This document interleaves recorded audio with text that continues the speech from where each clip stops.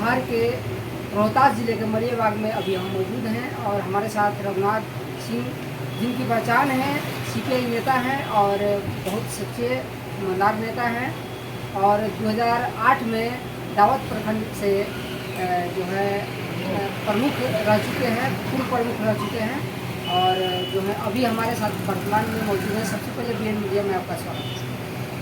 धन्यवाद।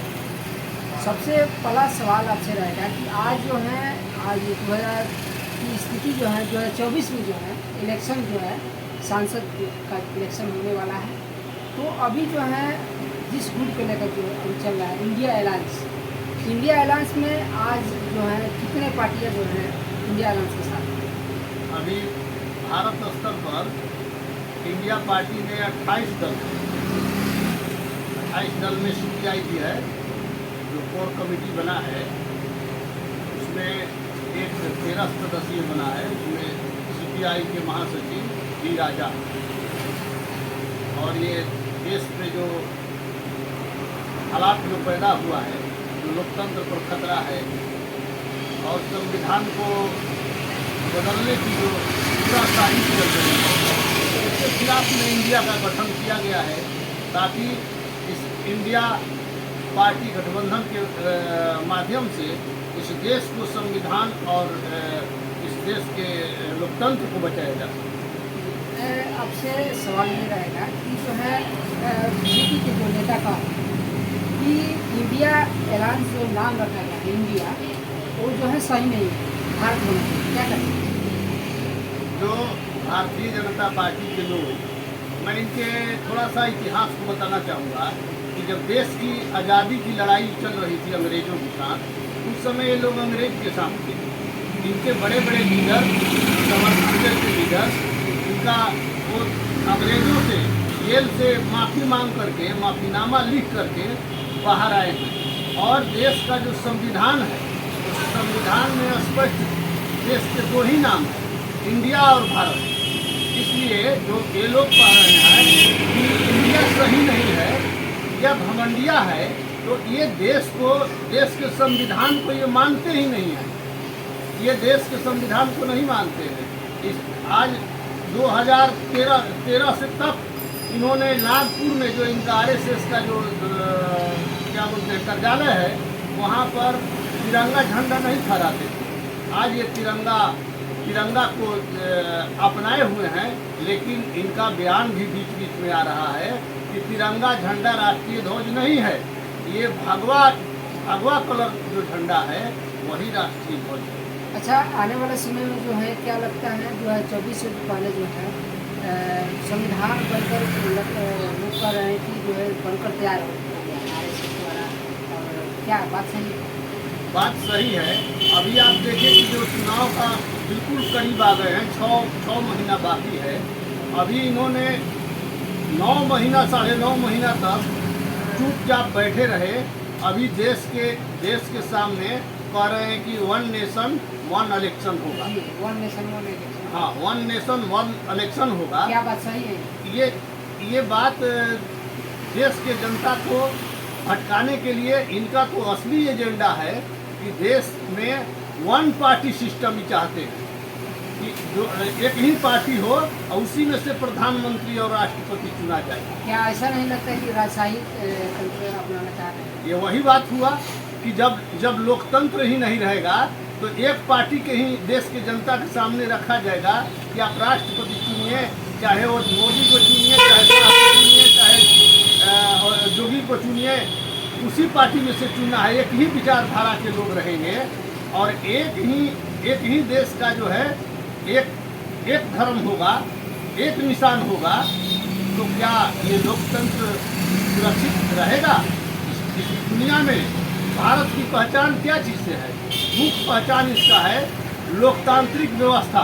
पहला नंबर कि सबसे दुनिया का बड़ा लोकतंत्र देश है भारत, और सबसे जो है इसमें दूसरी खूबियां है जो खूबसूरती, जो इसमें जो संविधान लिखा गया बाबा साहब डॉक्टर भीमराव अम्बेडकर के नेतृत्व में, उसमें सबसे महत्वपूर्ण चीज़ दर्शाया गया कि भारत में सभी धर्मों के लोग, सभी जाति के लोग अपने अपने धर्म के अनुसार उनको रहने का, उनको धर्म को पूजने का, मनाने का ये छूट होगा।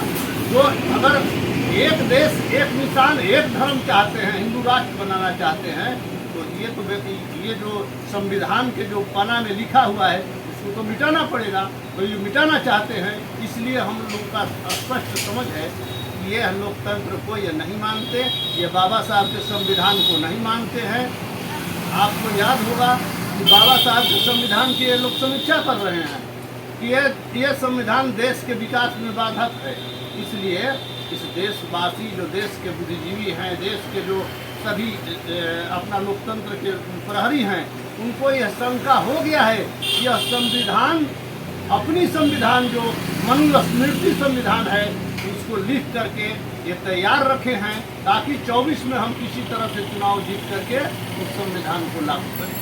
अच्छा, ये जो बताइए, नए जो संसद भवन का निर्माण जो उनके द्वारा हुआ है, मोदी द्वारा, और उसमें सिंबल का उपयोग किया गया है, तो इसके बारे में आप क्या कहेंगे?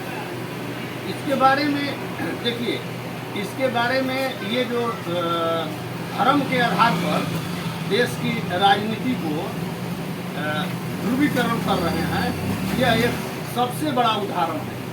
इसलिए कि जो बड़े बड़े जो महापुरुष इस देश की आज़ादी में लड़े, जिनका कि डॉक्टर भीमराव अम्बेडकर, उन्होंने इस भारत को चलाने के लिए जो ग्रंथ लिखा, संविधान लिखा, उन तमाम जो ये जो ऐतिहासिक पुरुष हैं, उनका ये नाम मिटाना चाहते हैं और ये धर्म के आधार पर ही, और ये लोग अपना नाम आगे करना चाहते हैं, क्योंकि ये आज़ादी के लड़ाई में यह लोग देश के साथ नहीं थे, ये अंग्रेजों के साथ थे। इसीलिए यह चाहते हैं कि नया जो संसद भवन बना है वह धर्म के आधार पर ही यह भवन रहे। हमारा तो व्यक्तिगत सोच है कि जब इतना महत्वपूर्ण सांसद भवन था, अभी तक से उसमें कोई दिक्कत नहीं था। इतना आज भी भारत गरीब देश है, यहाँ पर बेरोजगारी, पिछड़ापन, तमाम तरह के यहाँ पर जो देश पिछड़ा हुआ है, आर्थिक रूप से भी पिछड़ा हुआ है, उसके बावजूद भी इस गरीब देश में जब सांसद चलाने के लिए भवन था, तो ये नए संसद का निर्माण या नए संसद के बनाने की क्या जरूरत है? इसलिए यह जो है ये जो पुरानी जो सिस्टम है, उसको ये बदल करके अपना इतिहास बनाना चाहते हैं, अपना ही नाम ये ऊपर करना चाहते हैं, क्योंकि ये आज़ादी के साथ, आज़ादी की लड़ाई के वक्त में ये अंग्रेजों के साथ। चलते चलते जो है आपसे सवाल और जाएगा कि जो है तमिलनाडु के मुख्यमंत्री इनके स्टालिन और उनके पुत्र जो है उदयनिधि स्टालिन, अभी जो है बयान उनका जो है प्रधान किया नाटक आ रहा है कि जो है हिंदू धर्म में है और इस तरह के बयान आ रहे हैं, तो क्या कहेंगे? देखिए, उदयनिधि स्टालिन जो बयान दिए, उनकी व्यक्तिगत विचार, उस विचार से हम सहमत नहीं हैं। क्यों नहीं सहमत हैं? कि ये हम स्टार्टिंग में ही कहा, ये धर्मनिरपेक्ष देश है, ये सभी धर्मों का आदर करने वाला देश है। इसीलिए किसी भी धर्म पर इस तरह से बयान से इंडिया को परहेज है, और इंडिया के लोग सलाह भी दे रहे हैं कि जो हमारा देश है वो धर्मनिरपेक्ष देश है, इसलिए हम किसी धर्म पर कटाक्ष नहीं करना चाहिए।